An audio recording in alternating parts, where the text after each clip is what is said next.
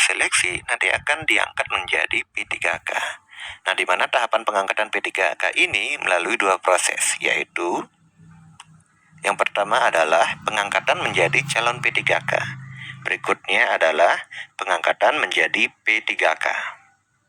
Tahapan pengangkatan menjadi calon P3K melalui 6 proses, yaitu yang pertama adalah pemanggilan, berikutnya adalah penyerahan persyaratan administrasi, berikutnya adalah pemeriksaan kelengkapan administrasi, selanjutnya penyampaian usul penetapan nomor induk P3K, selanjutnya adalah penetapan nomor induk P3K, dan yang terakhir adalah keputusan penetapan nomor induk P3K.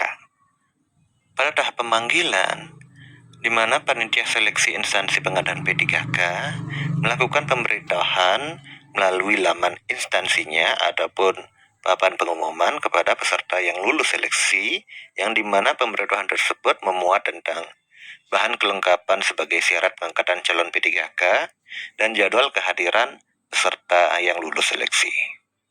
Di mana peserta yang lulus seleksi diwajibkan untuk melengkapi bahan kelengkapan sebagai syarat pengangkatan calon P3K dalam waktu 15 hari. Nah, selanjutnya panitia seleksi instansi pengadaan P3K menetapkan jadwal kehadiran peserta yang lulus seleksi untuk melengkapi bahan kelengkapan sebagai syarat pengangkatan calon P3K dalam waktu paling lambat 10 hari kerja dari batas waktu yang telah ditetapkan. Apabila peserta yang lulus seleksi mampu memenuhi dua persyaratan tersebut, maka peserta yang lulus seleksi tersebut dinyatakan memenuhi persyaratan. Nah, apabila ada salah satu persyaratan tidak dipenuhi, maka peserta yang lulus seleksi tersebut dinyatakan tidak memenuhi persyaratan. Pada tahapan penyerahan persyaratan administrasi, para peserta yang lulus seleksi disuruh untuk menyerahkan surat lamaran yang berisi tentang fotokopi ijazah atau STP yang telah dilegalisir.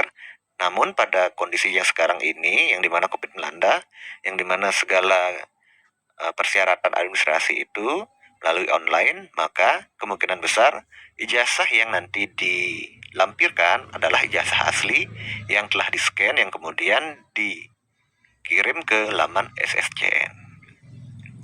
Berikutnya adalah daftar riwayat hidup yang dimana kita download nanti dan kita isi di laman SSCN. Selanjutnya adalah surat keterangan catatan kepolisian atau SKCK.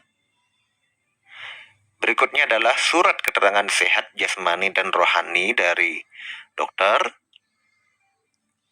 Berikutnya adalah surat keterangan tidak mengonsumsi nafsa atau narkoba, yang dimana kita bisa dapatkan dari Badan Narkotika Nasional.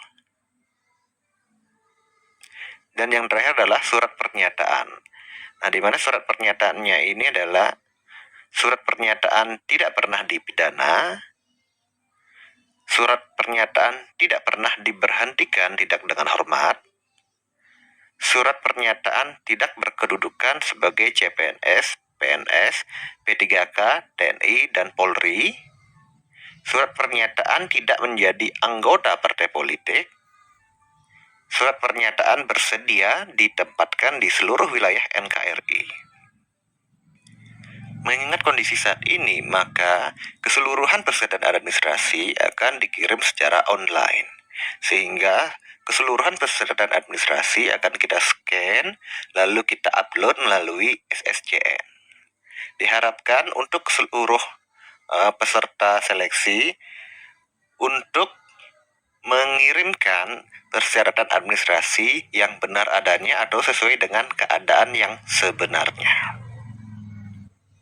Sebab pada tahapan berikutnya akan dilakukan pemeriksaan kelengkapan persyaratan administrasi.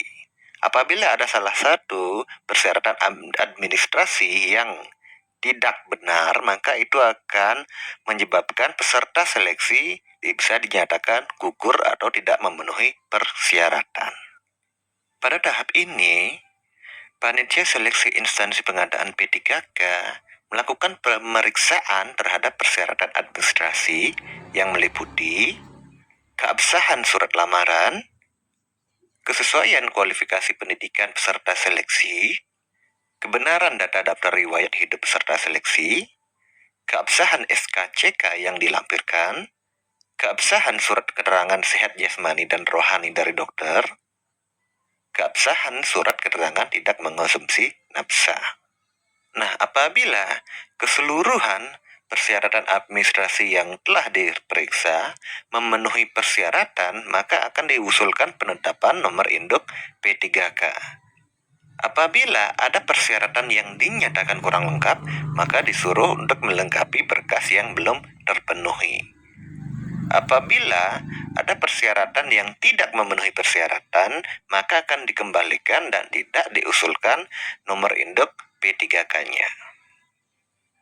Perlu diketahui bersama, apabila terdapat peserta seleksi yang telah dinyatakan lulus dan diterima, kemudian mengundurkan diri atau dianggap mengundurkan diri karena tidak menyampaikan kelengkapan dokumen dalam batas waktu yang ditentukan, maka posisinya akan diganti oleh peserta seleksi urutan selanjutnya dari peringkat tertinggi sesuai hasil seleksi kompetensi dan wawancara pada lowongan formasi jabatan tersebut.